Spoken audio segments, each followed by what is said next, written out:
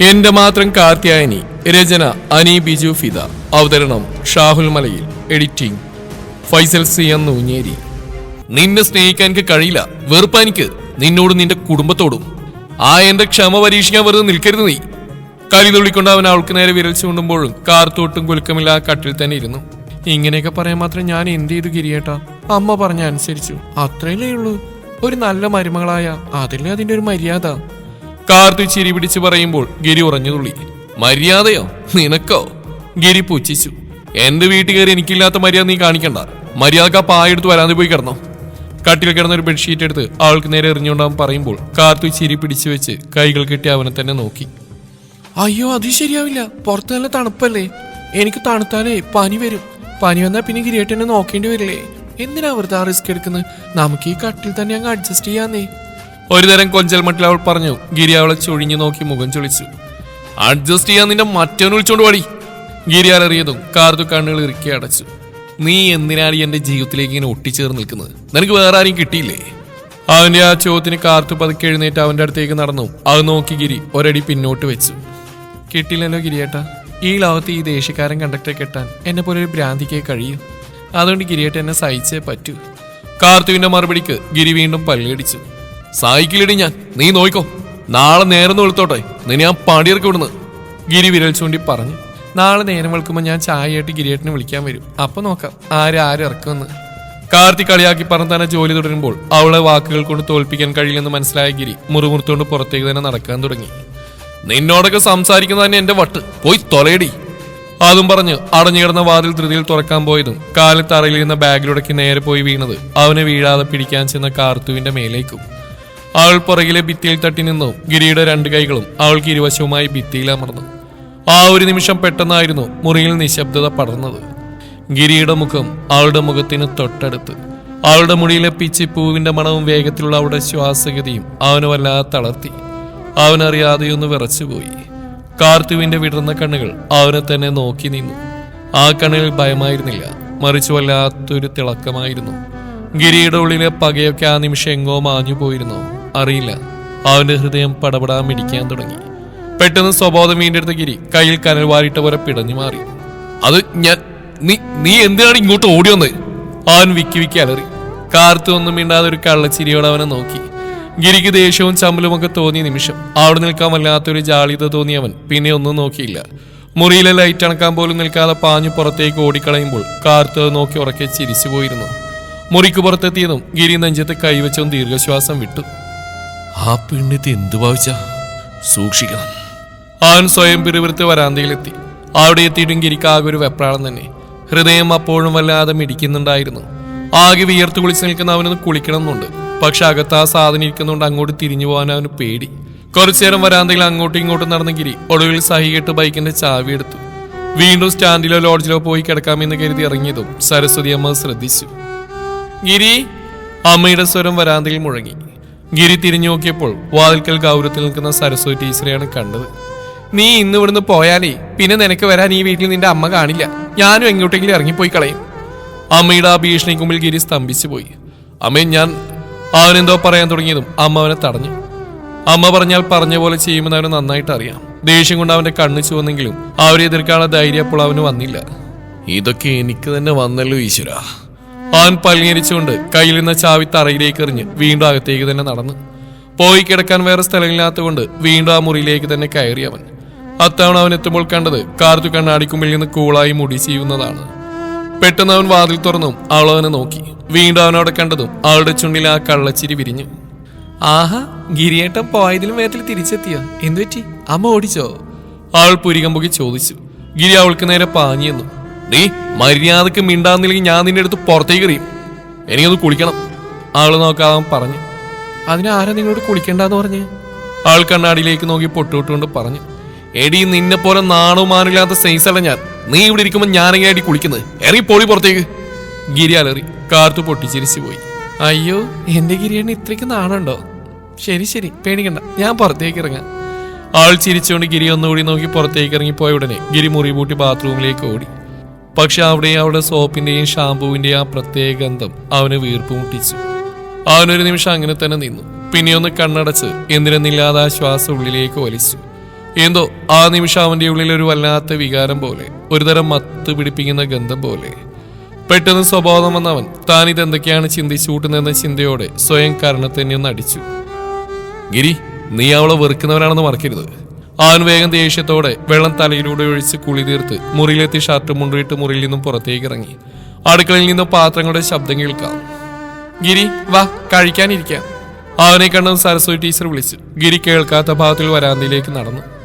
എടാ ഗിരി, നിന്നോടാ പറഞ്ഞു വന്ന് കഴിക്കുന്നത്. ഗിരി അനങ്ങിയില്ല. മൂന്നാമത്തെ അമ്മയുടെ സ്വരത്തിരി കൂടി കടത്തവും ഗിരി ചാടി എഴുന്നേറ്റു. ദാ വരുന്നു. അവൻ മുറുമുറുത്തുകൊണ്ട് അടുക്കളയിലേക്ക് നടന്നു. ഡൈനിങ് ടേബിളിൽ ഇരുന്ന ഗിരിക്ക് മുന്നിൽ അമ്മ പ്ലേറ്റ് വെച്ചു. ആ സമയം കാർത്തു അകത്തുനിന്ന് ചോറുമായി അങ്ങോട്ടേക്ക് വന്നു. അവളെ കണ്ടവൻ വീണ്ടും അവൻ മുഖം വീർപ്പിച്ചു. അതൊന്നും ശ്രദ്ധിക്കാതെ അവൾ ചിരിച്ചുകൊണ്ട് ഗിരിയുടെ പ്ലേറ്റിലേക്ക് ചോറ് വിളമ്പാൻ തുടങ്ങിയതും ഗിരി കസേരയിൽ നിന്ന് ചാടി എഴുന്നേറ്റു. എനിക്ക് വേണ്ട ഇവള് വിളമ്പുന്നത്. ഗിരി പോവാൻ തുടങ്ങിയതും സരസ്വതി ടീച്ചർ അവന്റെ കയ്യിൽ പിടിച്ചു. ടീച്ചർ ഒന്ന് കണ്ണുരുട്ടി.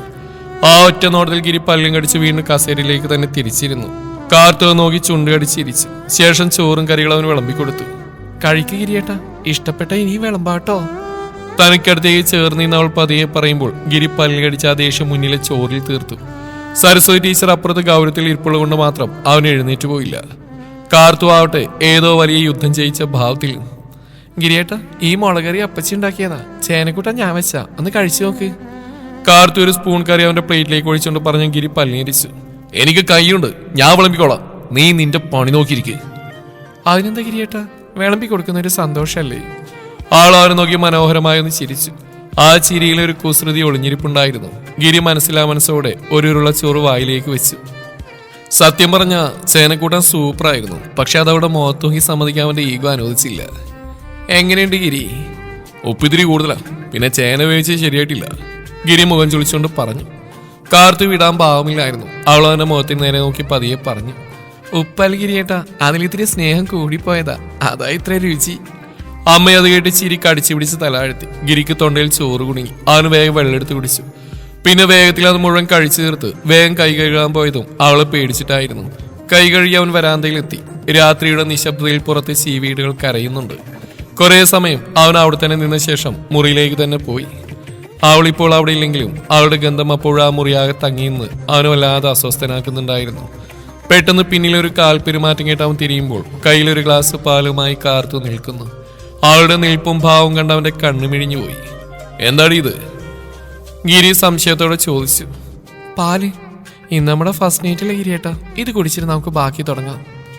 നാണാഭിനയിച്ച് അവൾ ചുണ്ട് കടിച്ചവൻ ഗിരിക്ക് തലകറങ്ങുന്ന പോലെ തോന്നി. ഫസ്റ്റ് നൈറ്റോ? നിന്റെ മറ്റവന്റെ ഫസ്റ്റ് നൈറ്റ്, ഇറങ്ങി പോണിന്റെ മുമ്പിന്ന്. പാലും കുടിച്ചും ബാക്കി തുടങ്ങാൻ വന്നിരിക്കുന്നു. ഗിരി പല്ലേരിച്ചു. കാർത്തി വിട്ടില്ല. അവൾ ഗിരിയുടെ അടുത്തേക്ക് നീങ്ങി. ഈ സിനിമയിലൊക്കെ നായകൻ നായിക ഇങ്ങനെയല്ലേ ഗിരിയേട്ടാ, ഇങ്ങനെ പാലുകൂടെ? പിന്നെ നിങ്ങൾ അങ്ങോട്ട് പാല് കുടിക്ക് ഗിരിയേട്ടാ. നാണഭിനയിച്ച് അവൾ പറഞ്ഞിടവനടുത്തേക്ക് നീങ്ങിയതും അവൻ പേടിച്ച് പിന്നോട്ട് മാറി. നിന്റെ കയ്യിൽ വല്ല വിഷം ഉണ്ടെങ്കിൽ കുറച്ച് തന്നേക്ക്, ഞാൻ കുടിക്കാം. ഇങ്ങനെ നിന്റെ കൂടെ ജീവിക്കുന്നത് നല്ല മരിക്കുന്ന. ആലേറിക്കൊണ്ട് ഗിരി പിന്നോട്ട് ഓടുമ്പോഴും കാർത്തിവിന് വലിയ കൂസലൊന്നും ഇല്ലായിരുന്നു. അവൾ ആ പാല് ഒറ്റയടിക്ക് കുടിച്ചു തീർത്തു. ആ ഗ്ലാസ് മേശപ്പുറത്ത് വെച്ച് ചുണ്ട് തുടച്ചുകൊണ്ട് അവനെ നോക്കി ഒന്ന് കണ്ണ് ചിമ്മി. പാലുകുടി കഴിഞ്ഞതും കാർത്തു നേരെ ചെന്ന് ഗിരിയുടെ കട്ടിലേക്ക് ഇരുന്നു. അത് നോക്കി ഗിരി മുഖം ചുളിക്കുമ്പോൾ കാർത്തു തലയിണ ശരിയാക്കി കിടക്കാൻ ഒരുങ്ങിയായിരുന്നു. പെട്ടെന്ന് ഗിരി മുഖം ചുളിച്ച് അങ്ങോട്ടേക്ക് പാഞ്ഞു. നീ എവിടേക്ക് കിടക്കുന്നത്? ഇതെന്റെ കട്ടില, ഇറങ്ങി താഴെ കിടക്കടി. ഗിരി അവളുടെ കയ്യിൽ പിടിച്ച് വലിച്ചു. ഇന്നു മുതൽ ഇത് എന്റെ കൂടി കട്ടില ഗിരിയേട്ടാ. കല്യാണം കഴിഞ്ഞാൽ കട്ടിലിന് മുറിക്കൊക്കെ പകുതി അവകാശം ഭാര്യക്കുള്ളതാണെന്ന് അപ്പച്ചി പറഞ്ഞു. അവൾ കൈകെട്ടി അവനെ വെല്ലുവിളിച്ചു. അമ്മ പറഞ്ഞാലൊന്നും ഈ കട്ടിലിൽ നിന്ന് ഞാൻ കിടത്തില്ല, ഇതെന്റെ കട്ടില, വേഗം എഴുന്നേറ്റ് താഴെ കിടന്നോ. ഗിരിയും കട്ടിലിന്റെ ഒരറ്റത്ത് കയറി സ്ഥലം പിടിച്ചു. അവളെ തള്ളി മാറ്റാൻ നോക്കി. ആഹാ, അങ്ങനെയാണോ? എന്നാ കേട്ടോ, ഞാൻ മാറില്ല. ഗിരിയേട്ടൻ വേണി താഴെ കിടക്കാം. കാർത്തുവിന്റെ വാശി കണ്ടതും ഗിരിക്ക് വീറുകൂടി. അവൾ അവിടേക്ക് കിടക്കും മുന്നേ അവൻ കട്ടിലേക്ക് ആഞ്ഞു കിടന്നു. ഞാൻ മാറില്ലടി, നീ എന്ത് ചെയ്യുന്ന എനിക്ക് കാണണം. അവനത് കാണിച്ചും അവൾക്ക് ചിരി വന്നു. അങ്ങനെയാണോ? എന്നാ പിന്നെ നമുക്ക് ഒരുമിച്ച് ഇവിടെ കിടക്കാം. ഒട്ടും മടിക്കാതെ അവളും അവനോടൊപ്പം കിടന്നു. അവന്റെ ദേഹത്തേക്ക് കൈയെടുത്ത് വെച്ചതും ഗിരി വല്ലാത്തൊരു വിറയിലൂടെ ചാടി എഴുന്നേറ്റ് പോയിരുന്നു. എന്താ ഗിരിയേട്ട് വേഗം എഴുന്നേറ്റ് പോന്ന്? വാ, നമുക്ക് ഒരുമിച്ച് കിടക്കാന്നേ. തനിക്കടുത്ത് നിന്ന് എഴുന്നേറ്റ് ഓടുന്നവരെ നോക്കി അവൾ കൈവിരിച്ച് പറയുമ്പോൾ അവൻ അവളെ നോക്കി പല്ലുകടിച്ചു. നിനക്ക് വട്ടാടി, മുഴുത്ത വട്ട്. ആ നിന്റെ കൂടെ കിടന്നാലേ നീ ചിലപ്പോ രാത്രി എന്നെ പിടിച്ചു നിന്നു. ഗിരി വിയർത്ത് വിളിച്ച് പറയുമ്പോൾ പൊട്ടി വന്ന ചിരി കടിച്ചു പിടിച്ച് അവൾ കട്ടിൽ എഴുന്നേറ്റിരുന്നു. നിങ്ങളുടെ ഭാര്യ ഞാൻ നിങ്ങളൊന്നും തൊട്ടതിനാണോ നിങ്ങൾ ഇങ്ങനെയൊക്കെ പറയുന്നത്? അതോ ഇനി ഗിരിയേട്ട് എന്നെ പേടിയാണോ? അവനെ കൂർപ്പിച്ച് നോക്കിയുള്ള അവളുടെ ആ ചോദ്യത്തിൽ നിന്ന് ഗിരിയൊന്ന് പതറിയോ? ഒരുപക്ഷെ സത്യതായതുകൊണ്ടാവണം അവനവളുടെ കുസൃതി നിറഞ്ഞ കണ്ണുകളിലേക്ക് നോക്കാൻ പിന്നെ ധൈര്യം കാട്ടാഞ്ഞത്. നിന്നെ പേടിക്കാനോ? ഞാനോ? എനിക്ക് നിന്നോട് വെറുപ്പാ. നിന്റെ കൂടെ ഒരു കട്ടിൽ കിടക്കുന്നത് നല്ലത് ഞാൻ തൂങ്ങി മരിക്കുന്ന. ചാടി തുള്ളിക്കൊണ്ട് ഗിരി കട്ടിൽ കിടന്ന ഒരു മുഷിഞ്ഞ ബെഡ്ഷീറ്റ് വലിച്ചെടുത്ത് താഴേക്ക് വിരിക്കുമ്പോൾ അവൾക്ക് ചിരിക്കാതിരിക്കാൻ കഴിഞ്ഞില്ല. ഗിരിയേട്ടാ, തറയിൽ നല്ല ഉറുമ്പുണ്ടാവൂട്ടോ. ഉറുമ്പടിച്ച് എന്തെങ്കിലും സംഭവിച്ചാൽ എന്നെ വിളിക്കണ്ട. കാർത്തു തറയിണക്ക് മുകളിലൂടെ നോക്കി പറയുമ്പോൾ അവൻ പതിയെ പോലെ അവൾ നോക്കി പല്ല് കടിച്ചു. ഉറുമ്പ് കടിച്ചാലും വേണ്ടില്ല, നിന്റെ കടി എനിക്ക് വേണ്ട. ഗിരി തറയിൽ കിടന്ന് പുതപ്പ് തലയിലൂടെ പുതച്ചു മൂടി. കാർത്തു കിടന്നുകൊണ്ട് അവൻ കാണാതെ ചുണ്ടുകൾ അമർത്തി ചിരിച്ചു. അവൾക്കറിയായിരുന്നു ഗിരിയുടെ ഈ വാശിയൊക്കെ വെറും മഞ്ഞ് പോലെയാണെന്ന്. അവളുടെ സാമീപ്യം അവൻ അസ്വസ്ഥനാക്കുന്നുണ്ടെങ്കിൽ അവിടെ പ്രണയം മുട്ടിയിട്ട് കഴിഞ്ഞു എന്ന്. രാവിലെ ജനാലയിലൂടെ വന്ന വെയിലിന്റെ ചൂടേറ്റാണ് ഗിരി കണ്ണു തുറന്ന്. തറയിൽ കിടന്ന് ശരീരാകെ വേദനിക്കുന്നുണ്ട്. ഉറക്കെ ചടപടാൻ കട്ടിലേക്ക് നോക്കിയപ്പോൾ അവൾ അവിടെ ഇല്ല. അപ്പോഴാണ് ബാത്റൂമിൽ നിന്ന് വെള്ളം വീഴുന്ന ശബ്ദവും കൂടെ ഒരു മൂളിപ്പാട്ടും അവൻ കേട്ടത്. തലയത്തെ കാര്യങ്ങൾ കോർത്തപ്പോൾ വിറഞ്ഞുള്ളി എഴുന്നേറ്റ് തറയിലെ വിരി ചുരുട്ടിക്കൂട്ടി കസേരയിലേക്ക് എറിഞ്ഞ് ആ മുറിക്ക് പുറത്തേക്ക് ഇറങ്ങി. നേരെ അടുക്കളയിലേക്കാണ് പാഞ്ഞത്. അമ്മ അവിടെ ഉണ്ടായിരുന്നെങ്കിലും അമ്മയെ മൈൻഡ് ചെയ്തില്ല അവൻ. ആഹാ, ഇന്ന് നീ നേരത്തെ വേണമെന്നോ? സാധാരണ 8 മണിയാവാൻ നിന്നെ ഇങ്ങോട്ടേക്കൊന്നും കാണുന്നല്ലോ. അടുക്കള ജോലിക്കിടയിൽ അമ്മ അവനോട് ചോദിക്കുമ്പോൾ അമ്മയെ നോക്കിയ ശേഷം ഗിരി ചാടിത്തുള്ളി മുറ്റത്തേക്ക് തന്നെ നടന്നു. മുറ്റത്തിരുന്ന ബ്രഷും പേസ്റ്റും എടുത്ത് അവൻ കിണറ്റുകരിലേക്ക് ഓടുന്നു നോക്കി. അമ്മ അങ്ങനെ നിൽക്കുമ്പോൾ തന്നെ അമ്മയെ ശ്രദ്ധിക്കാതെ വേഗത്തിൽ വെള്ളം കോരിയെടുത്ത് അവൻ കുളിച്ചു. കുളി കഴിഞ്ഞ് തോർത്തും തോളത്തിട്ട് അകത്തേക്ക് നടക്കുമ്പോഴും അവന്റെ മുഖം തെളിഞ്ഞിട്ടില്ല. അതിന്റെ കാരണം അറിയുന്നതുകൊണ്ട് അമ്മയും പിന്നെ കൂടുതലൊന്നും ചോദിക്കാൻ നിൽക്കാതെ അവനൊരു ചായ നീട്ടി. പക്ഷെ അതും കാണാത്ത ഭാഗത്തിൽ അവൻ ഒഴിഞ്ഞു മാറി മുന്നോട്ട് പോകുമ്പോൾ അമ്മയ്ക്ക് അതെല്ലാം കൂടി കണ്ട് ശരിയാണ് വന്നത്.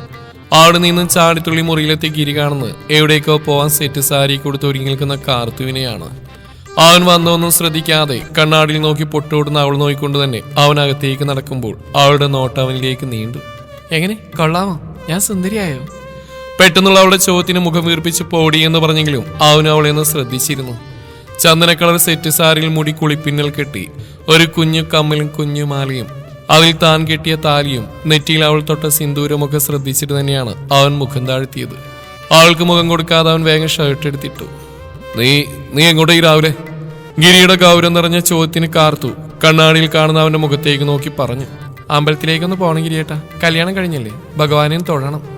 അവളുടെ മറുപടിക്ക് അവനൊന്ന് മൂളിയതും അവൾ വേഗം തിരിഞ്ഞവനെ നോക്കി. ഞാൻ തനിച്ചു പോകുന്നല്ലേ പറഞ്ഞ്, നമ്മൾ ഒരുമിച്ച് അമ്പലത്തിൽ പോകുന്ന ഞാൻ ഉദ്ദേശിച്ച്. അതുകൊണ്ട് വേഗം വാ, ഞാൻ പുറത്തു വെക്കാം. അതും പറഞ്ഞവൾ വേഗം പുറത്തേക്ക് ഇറങ്ങാൻ തുടങ്ങി. അവന്റെ ശബ്ദമുയർന്നിരുന്നു. എനിക്കതിനൊന്നും സമയമില്ല, വയ്യ. രാവിലെ എനിക്ക് ബസ്സിൽ പോകണ്ട. അതും കളഞ്ഞ് ഞാനിപ്പോ നിന്റെ കൂടെ അമ്പലത്തിൽ ഇറങ്ങാൻ വരാം, ഒന്ന് പോടി. അവളെ കളിയാക്കും പോലെ പറഞ്ഞ അവൻ അവളെ തള്ളി മാറ്റി. ആൾക്ക് മുന്നേ ആ മുറിക്ക് പുറത്തേക്ക് ഇറങ്ങിയതും കാർത്തു ശബ്ദമുയർത്തി അപ്പച്ചിയെ വിളിച്ചു കഴിഞ്ഞിരുന്നു. അപ്പച്ചി! അവളുടെ ഒറ്റ വിളിക്ക് തന്നെ സരസ്വതി ടീച്ചറും പാഞ്ഞവിടെ എത്തി. എന്താ മോളെ? ആദ്യോട് അവർ ചോദിച്ചു. അപ്പച്ചി, എനിക്കൊന്ന് അമ്പലത്തിൽ പോകണമെന്ന് പറഞ്ഞപ്പോൾ കൂടെ വരാൻ വയ്യെന്ന്. കാർത്തത് പറയുമ്പോൾ സരസ്വതി ടീച്ചർ ഗിരിയൊന്ന് രൂക്ഷമായി നോക്കി. അമ്മ, എനിക്ക് ജോലിക്ക് പോകാനുള്ളതാ. ഗിരി തർക്കിക്കാൻ നോക്കിയെങ്കിൽ ടീച്ചർ വിട്ടില്ല. പിന്നെ ഇത്രയും രാവിലെ നീ എന്നാ പണിക്ക് പോയിട്ടുള്ളു? നീ എന്തായാലും മോളെ ക്ഷേത്രത്തിൽ കൊണ്ടുപോയി അന്ന് ജോലിക്ക് പോയാൽ മതി. ഇനിയിപ്പോ അതിന്റെ പേരിൽ നിന്റെ ജോലി പോയാലും ബാക്കി ഞാൻ നോക്കിക്കോളാം. ആൾക്ക് മുന്നിൽ അമ്മയുടെ സ്വരം കടുത്തതും ഗിരിക്ക് വേറെ വഴിയിലായിരുന്നു. പല്ല് കടിച്ചുകൊണ്ട് അവൻ ബൈക്കിന്റെ ചാവി എടുത്തു. അവിടെ ആടിക്കൊടഞ്ഞിക്കാതെ വേഗം വാ, എനിക്കിന്ന് കുറച്ച് നേരത്തെ പോകാനുള്ളതാ. ബൈക്ക് സ്റ്റാർട്ട് ആയിക്കൊണ്ട് അവൻ അലറുമ്പോൾ അവൾ വേഗം പുറത്തേക്ക് ഇറങ്ങിയിരുന്നു. അവളെ കണ്ടതും ഗിരി ആക്സിലേറ്റർ ഒന്നുകൂടി കൊടുത്തു. കുറച്ച് ശബ്ദം കൂടി ഉണ്ടാക്കിയെങ്കിലും അതൊന്നും കാര്യമാക്കാൻ നിൽക്കാതെ അവൾ വേഗം ആ ബൈക്കിലേക്കായിരുന്നു ഗിരി പറഞ്ഞു. നീ എന്റെ ബൈക്കിൽ കയറുന്ന കൊള്ളാം, പക്ഷെ എന്റെ തോളിലെങ്ങും പിടിച്ചേക്കരുത്. അവനത് പറഞ്ഞിരുന്നു. പെട്ടെന്നായിരുന്നു അവൾ അവന്റെ ഷർട്ടിൽ ബലമായി പിടിച്ചത്. നീ കൈയെടുക്കാം. അവന്റെ അലർച്ച കേട്ടാണ് അപ്പച്ചി പുറത്തേക്ക് വന്ന്. എന്താടാ അവിടെ അവൾ നിന്റെ തോളിലൊന്ന് പിടിച്ചു എന്ന് വെച്ച്? അല്ലെങ്കിൽ തന്നെ ആ റോഡ് മുഴുവൻ കുണ്ടും കുഴിയാ. അതിന്റെ കൂടെ ബൈക്ക് പിടിക്കാതിരുന്ന് എവിടെയെങ്കിലും മോള് വീണാലേ അതിന്റെ സമാധാനം ഞാൻ വേണം പറയാൻ. അമ്മയുടെ ആ വാക്കുകൾക്ക് മുമ്പിൽ ഗിരി വീണ്ടും നിരായുധനായി പോയി. പല്ലും കടിച്ചവൻ ബൈക്ക് മുന്നോട്ടെടുക്കുമ്പോൾ കാർത്തവൻ കാണാതെ വായ്പുത്തി ചിരിക്കുന്നുണ്ടായിരുന്നു. മുന്നോട്ടുള്ള യാത്രയിൽ പലപ്പോഴും ഗൗതമി അവൻ അരികിലേക്ക് നിരങ്ങി വന്നു പോയിരുന്നു. അപ്പോഴേക്ക് അവളെ കണ്ണുരുട്ടി പേടിപ്പിച്ച അവന്റെ ഉള്ളിലും അവളുടെ സാമീപ്യം എന്തൊക്കെയോ മാറ്റങ്ങൾ വരുത്തുന്നത് അവനും അറിഞ്ഞു തുടങ്ങിയിരുന്നു. എങ്കിലും പരസ്പരം അവരൊന്നും മിണ്ടിയില്ല. ആ യാത്ര ക്ഷേത്രമുറ്റത്ത് അവസാനിക്കുമ്പോഴും അവൻ ബൈക്കിന്റെ എഞ്ചിൻ ഓഫ് ചെയ്യാതെ അതിൽ തന്നെ ഇരുന്നു. ഗിരിയേട്ടൻ വരുന്നില്ലേ? ഇല്ല, എനിക്ക് ഭാവനോട് അങ്ങനെ പ്രത്യേകിച്ച് പറയാനൊന്നുമില്ല. നീ പോയി തൊഴുതു വേഗം വരാൻ നോക്ക്. അവൻ മുഖം തിരിച്ചു പറയുമ്പോൾ അവൾ അവനെ ഒന്ന് കൂർപ്പിച്ചു നോക്കി മുന്നോട്ട് നടന്നു. പുറമെ അങ്ങനെയൊക്കെ കാണിച്ചെങ്കിലും എന്തിനെന്നറിയാതെ ആ ക്ഷേത്രത്തിന്റെ കൽപ്പടവുകൾ കയറി മുന്നോട്ട് പോകുന്നവളെ ഗിരി അറിയാതെ നോക്കിയിരുന്നു പോയിരുന്നു. ക്ഷേത്രത്തിനുള്ളിലെ ദേവിക്ക് മുന്നിൽ തൊഴുതു നിൽക്കുമ്പോൾ കാർത്തുവിന് ദേവിയോട് പറയാൻ ഒരുപാട് നന്ദി വാക്കുകൾ മാത്രമായിരുന്നു ഉണ്ടായിരുന്നത്. ഒരിക്കലും കിട്ടില്ലെന്ന് കരുതിയവനെ തനിക്കായി തന്ന ദേവിയോട് യാത്ര പറഞ്ഞ് അവൾ പുറത്തേക്ക് ഇറങ്ങുമ്പോൾ പെട്ടെന്ന് അവന്റെ മുഖം കണ്ണിലുടക്കി. ഗോവിന്ദ് താൻ 8ൽ പഠിക്കുമ്പോൾ മുതൽ തന്റെ പിന്നാലെ നടന്നവൻ. തൊഴുത് പ്രസാദം വാങ്ങി വരുന്ന കൂട്ടത്തിൽ അവൻ അവളെ കണ്ടിരുന്നു. കാർത്തു, നീയാകെ മാറിപ്പോലോടി. ഗോവിന്ദ് ഓടി അവൾക്കരികിലേക്ക് എത്തി പറഞ്ഞു. കാർത്തുവിൻ ചിരിച്ചു. ഗോവിന്ദ്, നീ എപ്പോ എത്തി നാട്ടില്? അവളുടെ ചോദ്യത്തിന് അവൾക്കൊപ്പം മുന്നോട്ട് നടന്നുണ്ടായിരുന്നു അവൻ മറുപടി പറഞ്ഞു. ഞാൻ കുറച്ചാളായി നാട്ടിലുണ്ടായിരുന്നു. നിന്റെ കല്യാണം കഴിഞ്ഞു പറഞ്ഞു. ഒടുവിലും ഗിരിയെ തന്നെ വളച്ചെടുത്തതല്ലേ? പരിഹാസവും സങ്കടവും കലർന്ന സ്വരത്തിൽ അവൻ ചോദിക്കുമ്പോൾ കാർത്തു ഒന്ന് ചിരിച്ചു. വളച്ചെടുത്തല്ല, എന്റെ ഇഷ്ടത്തിന് കൂടെ കൂട്ടിയതാ. ഗിരിയേട്ടനെ പോലെ ഒരാളെ കിട്ടാൻ ഭാഗ്യം വേണടാ. കാർത്തു വിട്ടുകൊടുക്കാതെ പറയുമ്പോൾ ഗോവിന്ദ് പിന്നെ അതേക്കുറിച്ച് കൂടുതലൊന്നും ചോദിച്ചില്ല. എങ്കിലും അവന്റെ ഉള്ളിൽ എവിടെയോ അവളെന്നൊരു നോവ് അപ്പോഴും ബാക്കിയായിരുന്നു. 8ാം ക്ലാസ്സിൽ തോന്നിയ പ്രണയം 9ാം ക്ലാസ്സിൽ വെച്ച് അവളോട് തുറന്നു പറഞ്ഞു. പക്ഷെ അവളുടെ മറുപടി അന്നും ഗിരിയെ ഇഷ്ടമാണെന്നായിരുന്നു. പുറകെ നടന്ന് ശല്യം ചെയ്തിട്ടില്ല. പക്ഷെ എന്തെങ്കിലും അവളെ സ്വന്തമാക്കാൻ പറ്റുമെന്ന് അവൻ ആഗ്രഹിച്ചിരുന്നു. ആ മോഹവുമായിട്ടാണ് ഗൾഫിലേക്ക് പോയത് പോലും. പക്ഷെ തിരിച്ചെത്തി പെണ്ണ് ചോദിക്കണമെന്ന് എഴുതിയിരിക്കുമ്പോഴാണ് അവളുടെ വിവാഹം കഴിഞ്ഞു എന്ന് അറിയുന്നത്. ഉള്ളിൽ നോവുണ്ടെങ്കിലും ഒന്നും അവൻ പുറത്ത് കാണിച്ചില്ല. മറ്റെന്തൊക്കെയോ പറഞ്ഞ് അവൾ ക്ഷേത്രത്തിന് വെളിയിലെത്തി. എന്നാ പിന്നെ കാണാം. അവൾ അവനോട് യാത്ര പറഞ്ഞ് പോകാൻ തുടങ്ങുമ്പോൾ അവനായിരുന്നു അവളുടെ ഫോൺ നമ്പർ വാങ്ങിയത്. മടിയൊന്നും കൂടാതെ അവൾ നമ്പരും കൂടി തിരിഞ്ഞെടുക്കുമ്പോഴാണ് തന്നെ നോക്കി ബൈക്കും സ്റ്റാർട്ടാക്കിയിട്ടിരിക്കുന്ന ഗിരിയെ അവൾ കണ്ടത്. അവൾ വേഗം നടന്ന് അവനടുത്തത് ഈ ബൈക്കിലേക്ക് കയറാൻ തുടങ്ങി. അവൻ ചോദിച്ചു, ആ ഗോവിന്ദല്ലേ നിന്റെ കൂടെ പഠിച്ച? അവന്റെ ചോദ്യത്തിൽ പതിവിലും ഗൗരവൂറിയിരുന്നു. അതെ, അവൾ മറുപടിയും പറഞ്ഞു. ബൈക്കിന് പിന്നിലേക്ക് കയറിയതും അവൻ ആരോടുള്ള ദേഷ്യം തീർക്കും പോലെ ബൈക്ക് വേഗത്തിലൊരൊറ്റ എടുപ്പ്. ഒന്ന് പതിയെ പോകിരിയേട്ടാ, ഞാനിപ്പോ താഴെ വീണേനെ. അവൾ എന്റെ തോളിൽ പിടിച്ചു. അല്ല, എന്താ നിന്നോട് ചോദിച്ചേ? ആ ഗോവിന്ദോ, നിനക്ക് എന്നെ പോലെ തല്ലിപ്പുളിയെ കിട്ടിയതിൽ സങ്കടം ഉണ്ടോന്നാണോ? ഗിരിയുടെ ആ ചോദ്യത്തിൽ എവിടെയോ ഒരു അസൂയെ തിരിച്ചറിഞ്ഞ കാർത്തും വിട്ടുകൊടുത്തില്ല. അങ്ങനെയും ചോദിച്ചു. പിന്നെ ഗിരിയേട്ടനെ വിട്ടിട്ട് വന്ന തന്നെ സ്വീകരിക്കാൻ തയ്യാറാണെന്നും പറഞ്ഞു. നിഷ്കളങ്കം നടിച്ചവൾ അതുകൂടി പറഞ്ഞു. ബൈക്കിന്റെ സ്പീഡ് കുറച്ചുകൂടി കൂടിയിരുന്നു. എന്നിട്ട് നീ എന്ത് പറഞ്ഞു? ഞാനെന്തു പറയാനാ, നോക്കാന്ന് പറഞ്ഞു. അവളുടെ മറുപടി ഗിരി കൂടുതലൊന്നും പറയാതെ വീണ്ടും പല്ലിയടിച്ച് പൊട്ടിക്കുന്നുണ്ട്. അവൾക്ക് ചിരി വന്നു. എന്തിനാ ഗിരിയേട്ട് ഇത്രയും ദേഷ്യം? ഇങ്ങനെ പല്ലിയടിച്ച് പൊട്ടിക്കാൻ മാത്രം എന്തുണ്ടായി? ഇനി ഗോവിന്ദനോട് അങ്ങനെ പറഞ്ഞതിൽ വല്ല അസൂയയും തോന്നിയോ? പെട്ടെന്നുള്ള അവളുടെ അടുത്ത ചോദ്യത്തിന് ഗിരിയൊന്നും പതറിയിരുന്നു. പക്ഷെ അത് പുറത്ത് കാണിക്കില്ലല്ലോ. അയ്യടാ, അസൂയപ്പെടാൻ പറ്റിയൊരു മുതലേ. എനിക്ക് അസൂയൊന്നുമില്ല. പക്ഷെ നീ കാരണം എന്റെ പേര് ചീത്തയാക്കാൻ ഞാൻ ആരെയും സമ്മതിക്കില്ല, അത്ര തന്നെ. അവന്റെ വാക്കുകൾക്ക് അവൾ ഉറക്കി ചിരിച്ചു പോകുമ്പോൾ മിററിലൂടെ അവൻ അവളെ നോക്കുന്നുണ്ടായിരുന്നു. ഓ അങ്ങനെ, അതൊന്നും ഓർത്ത് ഗിരിയേട്ടൻ പേടിക്കേ വേണ്ട. ഞാൻ നിങ്ങളെ കളഞ്ഞ് എവിടെയും പോകാൻ പോകുന്നില്ല. ഇനിയിപ്പോ എവിടെ പോയാലും നിങ്ങളെയും കൊണ്ടേ പോരെ. കലിതുള്ളി നിൽക്കുന്ന അവന്റെ കവിളിലൊന്നുള്ളി അവൾ അങ്ങനെ പറയുമ്പോൾ അരിശത്തോടെ അവൻ അവളെ ഒന്ന് തിരിഞ്ഞു നോക്കി. എങ്കിലും യാത്രയിൽ എവിടെ അവളുടെ സാമീപ്യം അവൻ ആസ്വദിച്ച് തുടങ്ങിയിരുന്നു. പക്ഷെ അപ്പോഴത് തുറന്നു പറയാൻ അവന്റെ ഈഗോ അവൻ അനുവദിച്ചില്ലെന്ന് മാത്രം. പിന്നെ എന്തൊക്കെയോ പറഞ്ഞ് തല്ലും കൂടിയാണ് ആ ഒരു വീട്ടിലെത്തിയത്. എങ്കിലും അതുവരെ ഇല്ലാത്തൊരടുപ്പം അവന്റെ മനസ്സിൽ എവിടെയോ അവളോട് ഉടലെടുത്ത് കഴിഞ്ഞിരുന്നു. പക്ഷെ അത് പാടെ തട്ടിക്കളയും പോലെയായിരുന്നു അന്ന് വീട്ടിൽ വന്ന അതിഥികൾ. ആ ഒരു മുറ്റത്തെത്തുമ്പോൾ തന്നെ കണ്ടു വരാന്തിൽ നിൽക്കുന്ന കാർത്തുവിന്റെ അച്ഛനെയും അമ്മയെയും. കൂടെ എന്തിനേയും നേടാൻ റെഡിയായി നിൽക്കുന്ന സരസ്വതി ടീച്ചറും.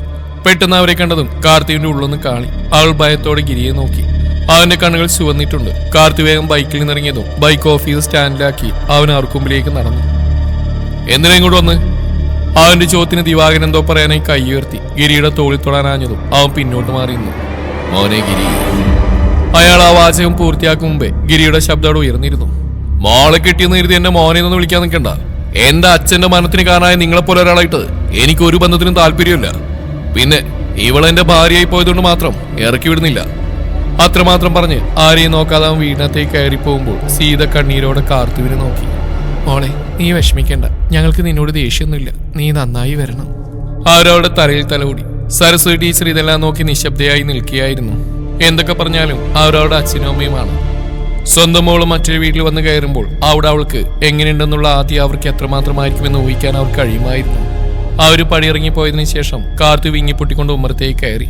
സരസ്വതി ടീച്ചറുടെ കൈവശം ഒരു വലിയ ബാഗും കുറച്ച് ആധാരങ്ങളും ഉണ്ടായിരുന്നു. അപ്പച്ചി ഇതൊക്കെ? കാർത്തു സംശയത്തോടെ ചോദിച്ചു. മോളെ, നിന്റെ അച്ഛൻ കൊണ്ടുവന്നതാ. നിനക്ക് കിട്ടിയ ശമ്പളത്തിൽ നിന്റെ അച്ഛൻ കൂട്ടിവെച്ചൊക്കെ ആയിട്ട് നിനക്കായി വാങ്ങിയ സ്വർണം. പിന്നെ അത് മുല്ലക്കൽ തറവാട്ടിലെ എൻ്റെ ഓഹരി. ഇതെനിക്ക് വേണമെന്നില്ല, പക്ഷെ തിരിച്ചു വാങ്ങാൻ നിന്റെ അച്ഛൻ കൂട്ടാക്കിയില്ല. അന്ന് താൻ സ്റ്റേഷനിൽ വെച്ച് പറഞ്ഞ് കൂടിപ്പോയെന്ന ചിന്തയോട് സരസ്വതി പറയുമ്പോൾ ഇതെല്ലാം കേട്ടുകൊണ്ടാണ് ഗിരി അങ്ങോട്ട് കടന്നു വന്നത്. അവന്റെ കണ്ണുകളിൽ വല്ലാത്തൊരു പകയെരിഞ്ഞു. പ്രായശ്ചിത്തം! എന്റെ അച്ഛനെ കൊന്നതിനാൾ ചെയ്യുന്ന പ്രായശ്ചിത്തം! ഗിരി പരിഹാസത്തോടെ അലറി. ഗിരി, നിർത്ത് നീ! സരസ്വതി ടീച്ചറുടെ ശബ്ദമുയർന്നു. ഗിരി മുന്നിൽ കണ്ട എന്തോ തട്ടിയെറിഞ്ഞു. എങ്കിലും സരസ്വതി ടീച്ചർ വിട്ടുകൊടുത്തില്ല. അല്ല ഗിരി, സത്യം നീ ഇനിയെങ്കിലും തിരിച്ചറിയണം. അന്ന് നിന്റെ അച്ഛന് വയ്യാതായ രാത്രി ദിവാകരൻ അവിടെ ഇല്ലായിരുന്നു. അവൻ കാർത്തുവിനെ ആശുപത്രി കൊണ്ടുപോയതായിരുന്നു. കാർത്തിക് അന്ന് ചെറിയ കുട്ടിയായിരുന്നു. പേടിച്ചിട്ട് അവൻ വാതിലോർക്കാതിരുന്നത്. അമ്മ വീണ്ടും അതിനെ ആവർത്തിക്കുമ്പോഴും അവനത് ഉൾക്കൊള്ളാൻ പറ്റുന്നുണ്ടായിരുന്നില്ല. ഇല്ല, എനിക്കിതൊന്നും വിശ്വസിക്കണ്ട. ഗിരി തലകുലുക്കി. അമ്മയെ അയാൾ സ്വാധീനിച്ചിട്ടുണ്ടാവും, പക്ഷെ എന്നെ അതിനൊന്നും കിട്ടില്ല. അയാളുടെ യാതൊരു ഔദാര്യം എനിക്ക് വേണ്ട. ഇത് ഔദാര്യല്ല ഗിരി, അവളുടെ അവകാശം. അവൻ പല്ലേരിച്ചു പറഞ്ഞുകൊണ്ട് കാർത്തുവിനെ നോക്കി. അവന്റെ കണ്ണുകളിൽ വല്ലാത്തൊരു വാശി നിറഞ്ഞിരുന്നു. കാർത്തിയായിനി, നിനക്ക് എന്റെ ഭാര്യയായിട്ട് ഈ വീട്ടിൽ കഴിയണമെന്നുണ്ടെങ്കിൽ ഈ സ്വർണ്ണം നമുക്ക് വേണ്ട. അതല്ല, എന്റെ അമ്മ പറഞ്ഞ പോലെ ഇത് നിന്റെ അവകാശമാണെന്ന് പറയുകയാണെങ്കിൽ നീ ഇതിന്റെ കൂടെ പോയിക്കോ. അവന്റെ വാക്കിൽ കാർത്തിക നിമിഷം സ്തംഭിച്ചു നിന്നു. എങ്കിലും പറഞ്ഞു, എനിക്കിതൊന്നും വേണ്ട. പക്ഷെ ഞാനായിട്ട് എന്റെ വീട്ടുകാരെ തള്ളി പറയേയില്ല. അവൾ ഉറച്ച സ്വരത്തിൽ പറയുമ്പോൾ ഗിരി അതിനൊന്നും എതിർക്കാൻ നിന്നില്ല. പക്ഷെ സ്വർണ്ണാധാരം അടങ്ങിയ ബാഗ് ബലമായി പിടിച്ചു വാങ്ങി. ഇത് എവിടെ നിന്ന് വന്നോ അവിടെ തന്നെ ഇരിക്കട്ടെ, അതാ നല്ലത്. എന്തോ പിന്നീട് സരസ്വതി ടീച്ചർ അവനെ തടഞ്ഞില്ല. അവൻ ബാഗുമായി ബൈക്കിനടുത്തേക്ക് നടന്നു. ബൈക്കും എടുത്തു പോകുമ്പോൾ കാർത്തു തളർന്ന് ഉമ്മറത്തിരുന്ന് പോയിരുന്നു. ഗിരി മുല്ലക്കൽ വീടിന്റെ പടിക്കലെത്തുമ്പോൾ കാർത്തിയായിരുന്നു ആദ്യം പുറത്തേക്ക് ഇറങ്ങി വന്നത്. നീയോ എന്തിനാണോ വീണ്ടും കൊണ്ടുവന്നത്? എന്നെ പെങ്ങളെ കൊണ്ടുപോയത് പോരായിട്ട് വീണ്ടും ഞങ്ങൾ നാണം കെടുത്താനാണോ? ഗിരി ബൈക്കിലിരുന്ന ബാഗും ആധാരങ്ങളെടുത്ത് മുറ്റത്തേക്ക് ഏറു കൊടുത്തു. ഇതാ നിന്റെ അച്ഛനും അമ്മയും കൂടി എന്റെ വീട്ടിൽ കൊണ്ടുവന്ന പാരിതോഷികങ്ങൾ. ഇത് നീ എടുത്തങ്ങ് അകത്ത് വെച്ചോ. ഈ ഗിരിക്ക് ആരുടെയും ഔദാര്യം വേണ്ട. ഗിരി മുഖത്തേക്ക് എറിഞ്ഞ ബാഗ് കാർത്തിക് തുറന്നു നോക്കിയത് അവന്റെ കണ്ണു മിഴിഞ്ഞു. ഇതൊക്കെ അച്ഛൻ നിനക്ക് തന്നാണോ? അതെ, നിന്റെ അച്ഛന് പെട്ടെന്നുണ്ടായ മാനസാന്തരം. എന്റെ അച്ഛന്റെ ജീവന് പകരമായിട്ട് ഈ സ്വർണം വാങ്ങി വെക്കാൻ മാത്രം ഗിരി അത്തപ്പതിച്ചിട്ടില്ല. ഗിരി പുച്ഛത്തോടെ പറഞ്ഞിരുത്തുമ്പോൾ പുറത്തെ ശബ്ദം കേട്ടാകത്തും ദിവാകരനും സീതയെ ഓടി വന്നു. കാർത്തികിന്റെ കയ്യിൽ നിന്ന് ബാഗ് അവരും ശ്രദ്ധിച്ചു. മോനെ ഗിരി, ദിവാകരൻ ഇടർന്ന ശബ്ദത്തിൽ വിളിച്ചു. ഇത് തിരിച്ചന്നിട്ട് പോവാമെന്നാ. കൊണ്ടുവന്നത് എല്ലാത്തിലുണ്ട്, വേണമെങ്കിൽ എണ്ണി നോക്കോ. ഇനി എന്തെങ്കിലും ഞാൻ എടുത്തുവെന്ന് തോന്നിയാലോ? ഞാനും എന്റെ അമ്മ ഇന്ന് വരെ ജീവിച്ച ആരുടെയും ഒരു ഔദാര്യങ്ങൾ വാങ്ങിയല്ല. ഇനിയും ഞങ്ങൾ അങ്ങനെ തന്നെ ജീവിച്ചോളാം. പിന്നെ നിങ്ങളുടെ മോള്, അവളിപ്പോ എന്റെ ഭാര്യയാണെങ്കിൽ അവളെ പോറ്റാൻ എനിക്കറിയാം. അവന്റെ വാക്കുകൾക്ക് മുമ്പിൽ ദിവാകരൻ പിന്നെ ഒന്നും പറഞ്ഞില്ല. അവരൊന്നുകൂടി നോക്കിയ ശേഷം അവൻ ആ തറവാടിന്റെ പടിയിറങ്ങുമ്പോഴും താൻ ചെയ്ത പ്രവൃത്തികളിൽ കുറ്റബോധമൊന്നും തന്നെ ഇല്ലായിരുന്നു അവനും. എങ്കിലും അവിടുന്ന് അവൻ വീട്ടിലേക്കായിരുന്നില്ല പോയത്. നേരെ സ്റ്റാൻഡിലെത്തി ബസ്സിൽ കയറി. എന്തോ കാർത്തുവിന് അമ്മയ്ക്ക് മുഖം കൊടുക്കാൻ തോന്നിയില്ല അവന്.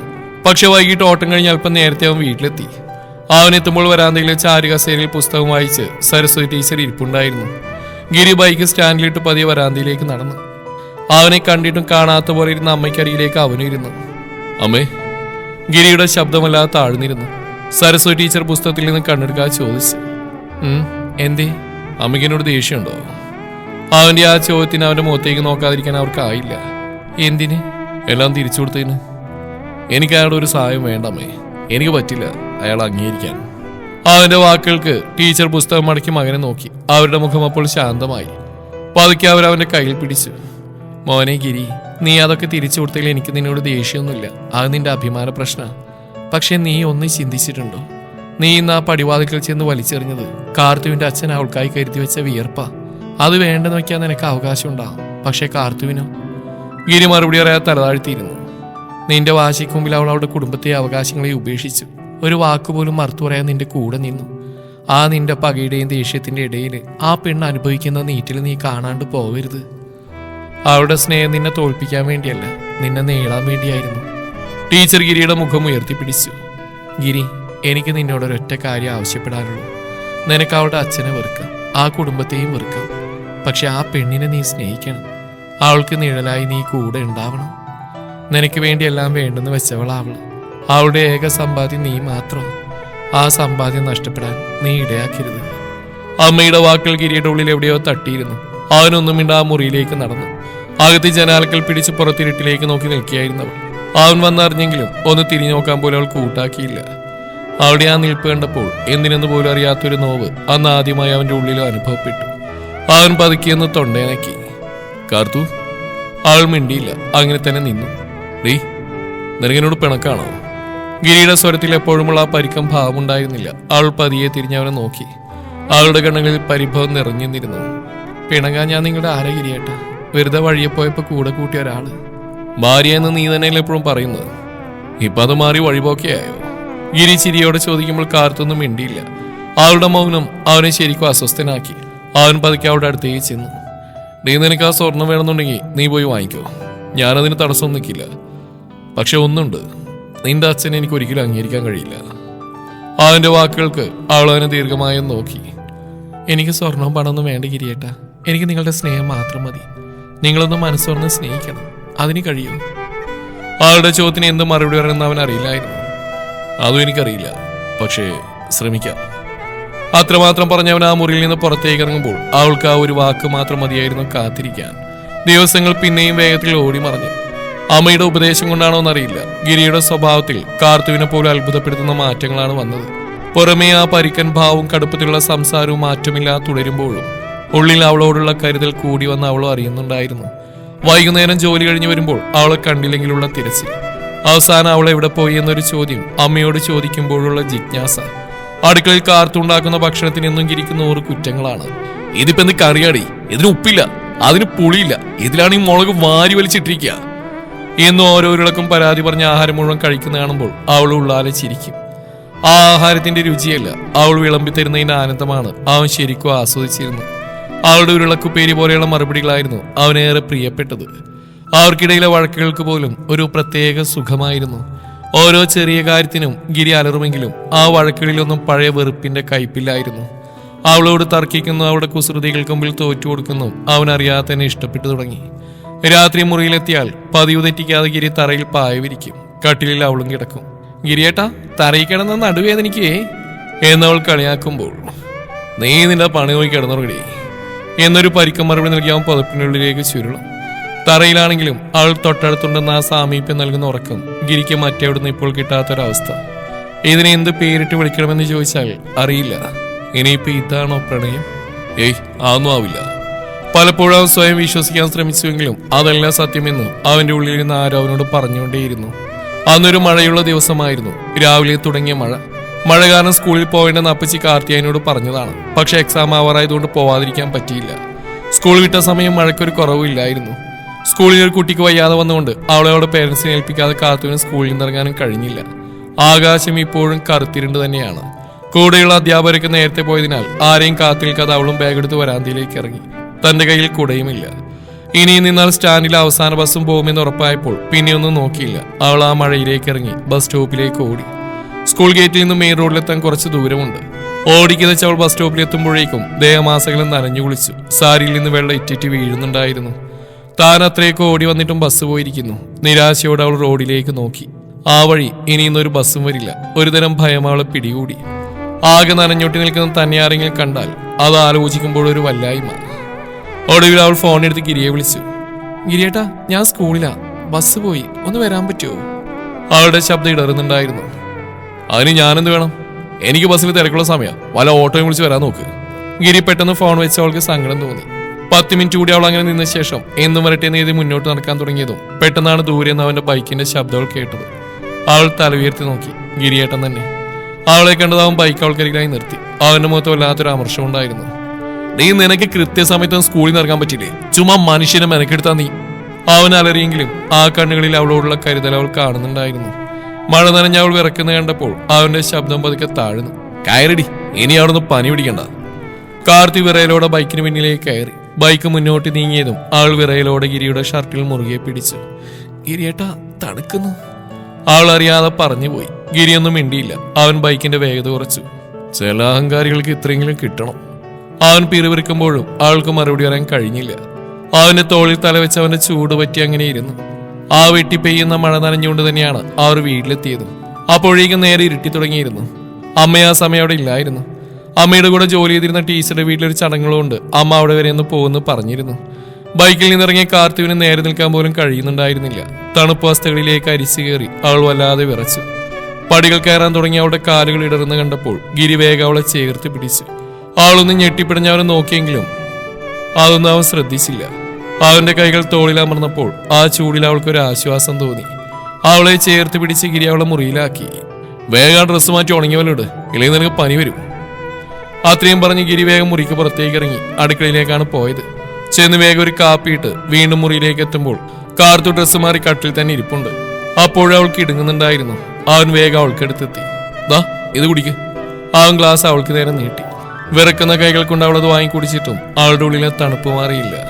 ഗിരി കബോർഡിൽ നിന്നും കട്ടിയുള്ള പുതപ്പെടുത്ത് അവളെ നന്നായി മൂടിയെങ്കിലും അവളുടെ വിറയലിന് ഒരു മാറ്റവും വന്നില്ല. ഗിരിയേട്ടാ, എനിക്ക് തണുത്തിട്ട് വയ്യ, എന്നെ ഒന്ന് കെട്ടിപ്പിടിക്കുക. നിസ്സഹായതയോടെ അവൾ അവന്റെ നെഞ്ചിലേക്ക് ചാഞ്ഞതും ഗിരി ആ നിമിഷം ഞെട്ടിപ്പോയിരുന്നു. എന്ത് ചെയ്യണമെന്നറിയാത്ത പോയ നിമിഷം. ആദ്യമൊന്ന് പകച്ചെങ്കിലും അവളുടെ അവസ്ഥയിൽ അവൻ അവളെ ചേർത്ത് പിടിക്കാതിരിക്കാനായില്ല. അവൻ ആ പുതപ്പെടുത്ത് തങ്ങൾ രണ്ടുപേരുമായി ചേർത്ത് പുതച്ചു. അവന് നെഞ്ചിന്റെ ചൂടേറ്റപ്പോൾ കാർത്തുപതിയെ ശാന്തയായി. ഗിരിയുടെ കൈകൾ അവളെ മുറുകെ പുണർന്നു. ആ മഴയുടെ സംഗീതവും അവരുടെ ഹൃദയമിടിപ്പും മാത്രം ആ മുറിയിൽ മുഴങ്ങി കേട്ടുകൊണ്ടേയിരുന്നു. എത്ര സമയം അവരങ്ങനെ ഇരുന്നുവെന്ന് അവർക്ക് തന്നെ അറിയില്ല. പുറത്തൊരു ഓട്ടോ വന്നിരുന്ന ശബ്ദമാണ് അവരെ അടർത്തി മാറ്റിയത്. ഞെട്ടിപ്പോയ ഗിരി വേഗം കട്ടിൽ നിന്ന് എഴുന്നേറ്റ് തന്റെ ഷർട്ടിന്റെ കോളർ ശരിയാക്കി ജനാലയിലൂടെ പുറത്തേക്ക് നോക്കി. അമ്മ ഒന്നെന്നറിഞ്ഞതും കാർത്തു ആകെ പരിങ്ങിപ്പോയിക്കൊണ്ട് ചുരിദാറും പുതപ്പും ഒക്കെ നേരെയാക്കിയത് അവനും ശ്രദ്ധിച്ചിരുന്നു. പരസ്പരം ഒന്ന് നോക്കാൻ പോലും അവർക്ക് ആ നിമിഷം വല്ലാത്തൊരു മടി പോലെ തോന്നി. ഗിരി വിയർപ്പ് തുടച്ചു മാറ്റി വേഗം പുറത്തേക്ക് നടക്കുമ്പോൾ സരസ്വതി അമ്മ അകത്തേക്ക് കയറി വന്നിരുന്നു. നീ എത്തിയോടാ? മഴ കണ്ടപ്പോ എനിക്കൊരു സമാധാനം ഉണ്ടായില്ല. മോളിവിടെ തനിച്ചായിരിക്കില്ലെന്ന് ഓർത്തപ്പോ വേഗം ഇങ്ങ് പോന്നതാ. കുടമടക്കിക്കൊണ്ട് അമ്മ പറയുമ്പോഴും ഗിരി ഒന്നും മിണ്ടാ പരിങ്ങിന്ന് സൂക്ഷിച്ചു നോക്കി. എന്താടാ നിനക്ക് വല്ലാത്തൊരു പരിങ്ങല്? കാർത്തുയുടെ അമ്മയുടെ ചോദ്യത്തിന് മുമ്പിൽ ഗിരിക്ക് എന്തു പറയണമെന്ന് അറിയില്ലായിരുന്നു. അപ്പോഴേക്കും മുറിയിൽ നിന്ന് അവളും പുറത്തേക്ക് വന്നു. അവളുടെ മുഖത്തെ വെപ്രാളവും അമ്മ ശ്രദ്ധിച്ചു. അമ്മേ, അത് അവൾക്ക് നല്ല തണുപ്പുണ്ടായിരുന്നു. ഞാൻ ചായ കുടിക്കായിരുന്നു. പെട്ടെന്ന് കയറി ഗിരി പറഞ്ഞു. കാർത്തു അവരെ നോക്കി കണ്ണുരുട്ടി. അത് കേട്ടത് അമ്മയ്ക്ക് ചിരി വന്നു. പിന്നെ കൂടുതലൊന്നും ചോദിക്കാതെ ചുണ്ടിലൂറിയ ചിരിക്ക് അടിച്ചമർത്തി അവരും അകത്തേക്ക് പോയി. അമ്മ കൂടുതലൊന്നും ചോദിക്കാതെ പോയെങ്കിലും ഗിരിക്ക് ഗിരിയുടെ ആ ചമ്മല് മാറിയില്ല. അവൻ അവൾക്ക് മുഖം കൊടുക്കാതെ പുറത്തേക്ക് ഓടുമ്പോൾ അവന് അവളെ ഫേസ് ചെയ്യാൻ കഴിയാതെ മുഖം താഴ്ത്തി നിന്നു. രാത്രി ഏറെയായിട്ടും അന്നത്തെ ആ മഴ തോർന്നില്ല. എന്ന് മാത്രമല്ല, രാത്രിയോടെ ഇടിയും കൊള്ളിയാനൊക്കെ തുടങ്ങിയിരുന്നു. ഗിരി പതിവ് പോലെ കട്ടിലിന് താഴെ പായ വിരിച്ച് കിടന്നു. കാർത്തു കട്ടിലിൽ പുതപ്പിനുള്ളിൽ ചുരുണ്ടുകൂടി കിടക്കുമ്പോഴാണ് പെട്ടെന്നൊരു ഇടി മുഴങ്ങിയത്. അമ്മേ! കാർത്തു ചാടി എഴുന്നേറ്റ് പോയി. അവളുടെ ഒച്ച കേട്ട് ഗിരി ഞെട്ടിയുണ്ടെന്ന് അവളെ നോക്കി. എന്താടി? ഉറക്കമുറിഞ്ഞ അരിശത്തിൽ അവൻ ചോദിച്ചു. ഗിരിയേട്ടാ, അത് പിന്നെ നല്ല ഇടിയും മിന്നലുണ്ട്. തറയിൽ കിടന്ന് ഷോക്ക് അടിക്കല്ലേ? മോളിൽ കിടക്കുന്നുണ്ടേ വാ. തന്റെ പേടി അവൻ അറിഞ്ഞില്ലെങ്കിൽ അറിയേണ്ടെന്ന ചിന്തയിൽ അവൻ പറയുമ്പോൾ ഗിരി അവളെ നിന്ന് കൂർപ്പിച്ച് നോക്കിയിരുന്നു. എന്താടി, നിനക്ക് പേടിയുണ്ടോ ഒറ്റ കിടക്കാൻ? അവന് പെട്ടെന്നുള്ള ചോദ്യത്തിന് ഇല്ലെന്ന് പറയാൻ കഴിഞ്ഞില്ല. അറിയാതെ മൂളിപ്പോയി അവൾ. കാർത്തുവിന്റെ മുഖത്തെ പേടി കണ്ടപ്പോൾ ഗിരിക്കുള്ളിൽ ചിരി വന്നുവെങ്കിലും അവനത് പുറത്തു കാണിച്ചില്ല. അവളുടെ പരിഭ്രമം അവന് നന്നായി ആസ്വദിക്കണമെന്നുണ്ടായിരുന്നു. താഴെ വരുന്നോ എന്റെ കൂടെ? ഗിരി ഒന്ന് പുരികം പൊക്കിക്കൊണ്ട് ചോദിച്ചു. തറയിൽ കിടന്ന് എനിക്ക് തണുക്കും, അതുകൊണ്ട് ഗിരിയേട്ടൻ ഇങ്ങോട്ട് വാ. കാർത്തി ചെറിയൊരു ചമ്മലോടെ പറയുമ്പോൾ ഗിരി കുറച്ചേരം ആലോചിച്ചു. പുറത്ത് മഴയും ഇടിയും കനക്കുകയാണ്. തറയിൽ ശരിക്കും തണുപ്പുണ്ട്. അവൻ പതുക്കെ എഴുന്നേറ്റ് പുതപ്പെടുത്ത് കട്ടിലിന്റെ ഒരു അറ്റത്ത് വന്നിരുന്നു. ഞാനിവിടെ അറ്റത്ത് കിടന്നോളാം. നീ ഇങ്ങോട്ട് നീങ്ങി വന്ന എന്നെങ്ങാനും തൊട്ടാ ഞാൻ ചവിട്ടി താഴെ ഇടുവേ. ഗിരി ഗൗരവം നടിച്ച് പറഞ്ഞു. കാർത്തു അതിന് മറുപടി പറയാതെ എന്തോ പിറുപിറുത്ത് അപ്പുറത്തേക്ക് നീങ്ങിക്കിടന്നു. ലൈറ്റ് അണച്ചതും പെട്ടെന്ന് വലിയൊരു ഇടി മുഴങ്ങി. ആ അടുത്ത നിമിഷം തന്നെ അവൾ അറിയാതെ അവന്റെ കൈകളിൽ മുറുകെ പിടിച്ച് അവനരികിലേക്ക് നീങ്ങിക്കിടന്നു. അവന്റെ ഉള്ളിലൂടെ വീണ്ടും ഒരു മിന്നൽ പാഞ്ഞുപോയി. അവളുടെ വിറക്കുന്ന ശരീരം തന്നെ നെഞ്ചോട് ചേർന്നപ്പോൾ അവൻ അവളെ തള്ളി മാറ്റാൻ തോന്നിയില്ല. പകരം അവൻ പതുക്കെ അവളുടെ തോളിലൂടെ കൈ ചുറ്റി അവളെ ചേർത്ത് പിടിച്ചു. നീ ഇങ്ങനെ പേടിക്കാതെ. ഗിരിയുടെ ശബ്ദം ആദ്യമായി അത്രയും മൃദുവായത് കാർത്തു കേട്ടു. ഗിരിയേട്ടാ, അവൾ പതുക്കെ വിളിച്ചു. എന്താ? നമുക്ക് എന്തെങ്ങനെ ഇരുന്നൂടെ, വഴക്കില്ലാതെ? ഗിരി മറുപടി പറഞ്ഞില്ല. പക്ഷെ ആ മുറുകിയ ആലിംഗനം തന്നെയായിരുന്നു അവളുടെ ചോദ്യത്തിനുള്ള ഉത്തരം. ആ തണുത്ത രാത്രിയിൽ മഴയുടെ സംഗീതത്തിൽ അവരുടെ രണ്ട് ഹൃദയങ്ങൾ തമ്മിലുള്ള അകലം കുറഞ്ഞുകൊണ്ടിരുന്നു. പിറ്റേന്ന് പുലർച്ചെപ്പോഴാണ് ഗിരി കണ്ണു തുറന്ന്. മഴ ഇപ്പോഴും പൂർണ്ണമായി മാറിയിട്ടില്ല. മുറിയിലെ നീല വെളിച്ചത്തിൽ തന്റെ കൈകൾ ചുരുണ്ടുകൂടി ഇറങ്ങുന്ന കാർത്തുവിനെ കണ്ടപ്പോൾ അവന്റെ ചുണ്ടിൽ അറിയാതെ ഒരു പുഞ്ചിരി വിരിഞ്ഞു. അവൾ അറിയാതെ അവളുടെ മുടികൾ അവൻ പതുക്കെ ഒതുക്കി വെച്ചു കൊടുത്തു. അവന്റെ സ്പർശനം അറിഞ്ഞ പോലെ കണ്ടുറന്ന് അവളും കണ്ടത് തന്നെ നോക്കിയെടുക്കുന്ന ഗിരിയെയാണ്. ജനാലയിലൂടെ വന്ന നിലാവെളിച്ചത്തിൽ അവന്റെ കണ്ണുകളിലെ ആ തിളക്കം അവൾക്ക് വ്യക്തമായി കാണാമായിരുന്നു. ദേഷ്യമല്ല, മറിച്ച് തിരിച്ചറിയാൻ കഴിയാത്ത ഏതോ ഒരു ഭാവം. അപ്രതീക്ഷിതമായി അവൻ അത്രയടുത്ത് കണ്ടപ്പോൾ കാർത്തു ഞെട്ടിയോ. തന്റെ ഹൃദയമിടിപ്പ് നിലച്ചു പോയതുപോലെ അവൾക്ക് തോന്നി. ഗിരിയേട്ടാ, അവൾ പതുക്കെ വിളിച്ചു. എന്താ, എന്തു പറ്റി? എന്തിനെങ്ങനെ നോക്കുന്നത്? കാർത്തുവിന്റെ ആ ചോദ്യം കേട്ടതും ഗിരി പെട്ടെന്ന് സ്വബോധത്തിലേക്ക് തിരിച്ചു വന്നു. പിടിക്കപ്പെട്ട കള്ളനെ പോലെ അവൻ വേഗം നോട്ടം മാറ്റുമ്പോൾ അവൾ അതിനെ കൂർപ്പിച്ച് നോക്കി. തന്റെ ഉള്ളിൽ വന്ന ആ മാറ്റം അവൾ അറിഞ്ഞു പോയോ എന്നൊരു പേടി അവന്റെ മുഖത്ത് മിന്നി മറഞ്ഞു. ഒന്നുമില്ല, നീ ഉറക്കത്തിലെന്തൊക്കെ പറയുന്ന കേട്ടു. അത് നോക്കിയായിരുന്നാ? അവൻ വിക്കി പറഞ്ഞു. അല്ലല്ലോ, നിങ്ങൾ എന്തോ ആലോചിച്ച് എന്നെ തന്നെ നോക്കി കിടക്കായിരുന്നല്ലോ. ആള് വിടാൻ പാമില്ല ചോദിച്ചു. എടീ, നിന്റെ ഈ കൂർക്കമലി കാരണം എനിക്ക് ഉറക്കം വരുന്നില്ല. അതങ്ങനെ നോക്കിയിരുന്നു. മനുഷ്യനെ ഉറക്കാനും സമ്മതിക്കില്ലേ? ഗിരി പരിക്കമ്പാവം വീണ്ടും മുഖത്ത് വരുത്തി വേഗം തിരിഞ്ഞെടുക്കുമ്പോൾ അവൾ ചിരിച്ചു. അതിന് ഞാൻ കൂർക്കം വലിക്കില്ലെന്ന് എനിക്കറിയാം ഗിരിയേട്ടാ. എന്നാലും ആ പറഞ്ഞ വിശ്വസിച്ചു പോരെ? ആളും വിട്ടുകൊടുക്കാതെ പറയുമ്പോൾ ആൾക്ക് മുഖം കൊടുക്കാതെ കണ്ണടച്ച് കിടന്നു അവൻ. കാത്തിരിക്കാം ഈ കഥയുടെ അവസാന ഭാഗം നാളെ ഇതേ സമയം.